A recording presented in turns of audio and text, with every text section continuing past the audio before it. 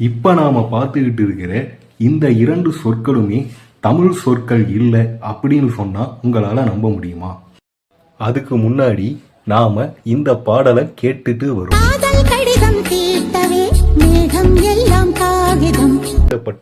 காகிதம் மற்றும் கடிதம் இந்த இரண்டு சொற்களுமே தமிழ் சொற்கள் அல்ல. காகிதம் என்பது அரபு மொழியிலிருந்து தமிழ் மொழிக்கு வந்த சொல். அதே போல கடிதம் என்பது சமஸ்கிருதத்திலிருந்து தமிழுக்கு வந்த சொல். இந்த இரண்டு சொற்களுக்கும் உண்மையான தமிழ் பெயர் என்ன அப்படிங்கிறது தெரிஞ்சுக்கிறதுக்கு முன்னாடி இந்த வீடியோ உங்களுக்கு பிடிச்சிருந்தா ஒரு லைக் பண்ணிக்கோங்க. நம்ம சேனலுக்கு புதுசாக யாராவது வந்திருந்தா மறக்காமல் சப்ஸ்கிரைப் பண்ணிக்கோங்க. ஓகே, கடிதம் என்பதற்கு மடல் அல்லது திருமுகம் என்பதுதான் உண்மையான தமிழ் பெயர். அதே போல காகிதம் என்பதற்கு தமிழில் தாள் என்பதுதான் உண்மையான தமிழ் பெயர். மறக்காம சர்ப்ரைஸ் பண்ணுங்க. தேங்க்யூ.